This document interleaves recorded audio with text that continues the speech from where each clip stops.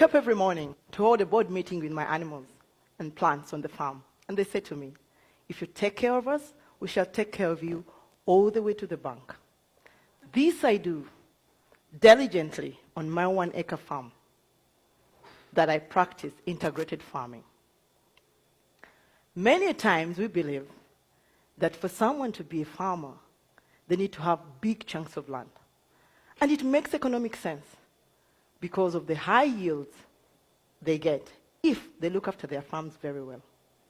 Unfortunately, this is not the case in Uganda, my country. Due to the cultural practices we have, when someone dies, all his belongings are shared by the rest of the family, land inclusive. I'll give you an example. My husband, whose father had 40 children and 1 square mile. When he died, my husband and his 39 siblings had to share his belongings. And my husband ended up getting about 2 acres. Now, if these people die, God forbid, their children, mine inclusive, are going to share the pieces of land their parents partook of their grandparents' belongings. It will literally mean that each child will get about 30 decimals, slightly bigger than a 1/4 acre. Does that mean these children won't farm, considering that the backbone of our nation, Uganda, is agriculture? I know someone in Kenya who makes hell lots of money from just a 1/4 a piece of land with 40 Frisian cows. I divided my farm into 4 quarters. The first quarter, I keep pigs. And I play with the pig dung, with the 30 sows I have, to produce food for chickens and fish. This is what I do. In the morning when I pick the pig dung from the piggery house, I leave it out in the open for 6 to 8 hours. And in so doing, flies come along and they lay eggs on it. I then cover it for 4 to 5 days, and when I open it, I get nice, juicy maggots. These I feed my chickens. And then, after I've picked the maggots out of the pig dung, I still introduce earthworms. And when I do, the earthworms multiply. As they're multiplying, they eat on the pig dung and they produce soil. This soil I use to grow vegetables. And sometimes I sell to the people in the city as for their potted plants. And as the earthworms multiply, they excrete. When they excrete, I use the excreta as a pesticide and a fertilizer for my garden. Pig dung is gold to me because I save 80% of my cost of production by feeding the chickens and the fish, which I wouldn't have done if I was using commercial feed. The second quarter, I keep cattle. While almost everyone in Uganda uses firewood and charcoal to cook, I use dung for the cows. I introduce it in an anaerobic digester. This is an airtight tank that uses microorganisms to degrade the cow dung. And in the process, it produces biogas that I use to cook. I don't have soot, while the rest of the people who use charcoal and firewood do. And in the process, I save on what would have happened if we cut down trees to make charcoal and biogas. Because when we do that, we bring climate change issues. The slurry that comes out of the biogas, I use this as manure for my farm. In this third quarter, I grow matoke or plantain. This is my staple food. And just like maize is the staple for South Africa, wheat for the US, and rice for the Asians. So, where I have my farm, everyone believes that nothing can ever grow there because the soils are red. And I don't blame them because while in school, we were taught that fertile soils are black. These were the loam soils. But the soil in my garden says, uh-oh, you won't grow here. And the matoke says, I will if I'm given water and manure.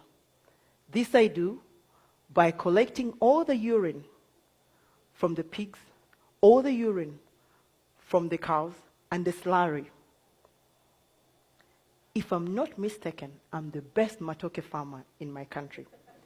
Because in a quarter an acre, I get 30 bunches from this. And on average, I sell each bunch at $10. The fourth quarter, I keep fish. In a space of 2 meters by 4 meters by 1 meter depth, I can keep 500 catfish.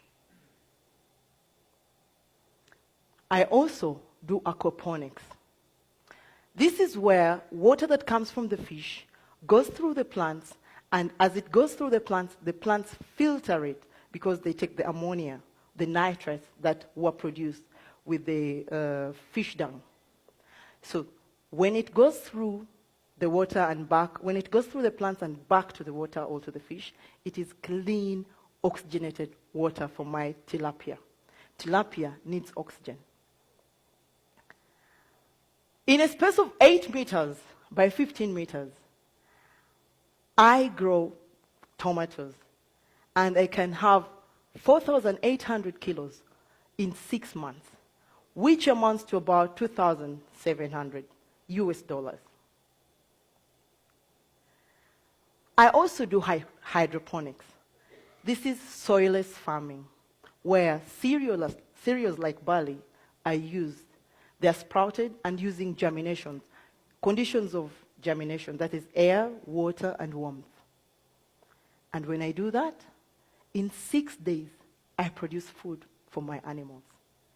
In a space of 20 feet by 6 feet, that's just about a container, I can grow fodder for 4 kilograms of fodder for either 100 pigs or 25 cows, all 1,500 chicken. And if my pigs eat this, they enjoy, I produce good quality pork. If my chickens eat this, I have yellow yolk eggs, which I sell expensively because they're organic. And if the cattle eat this, I'll have milk without having to struggle to cut down trees or moving around looking for grass. Out of the proceeds from the farm, my husband and I decided to build a primary school. This school teaches sons and daughters of African farmers the 3 things Africans are failed to teach their children: time management, value of money, and the culture of saving, by teaching them modern methods of agriculture. And it's amazing what these young children, their minds can grasp. I'll give you an example. We have a 10-year-old. After only 3 months in our school, he went to his father's home in holiday. And this is what he did. He overturned the compound, got tires from the garage, broken wheelbarrows, sacks, and made a vegetable garden. They enjoy this at home, and they sell some to the rest of the neighbors. Whenever you lack, you think. Now, when we built the school, we didn't have enough money to build a soak pit. So we were worried, but we needed to start. And the first day of the school, this is what happened. A lot of water gushed out of the showers. And we're like, wow, this is too much. But we use this as an opportunity. It is what we use in our garden and the rest, so we can be able to produce very big fruits. This is what happens when, if every one of us uses what they have at their disposal. An example, I use the dung to my disposal to make a hell lots of money. And if any of us, because we use a lot of water, if all of us saved the water we were using to wash or clean, our farms wouldn't have issues of water scarcity due to drought.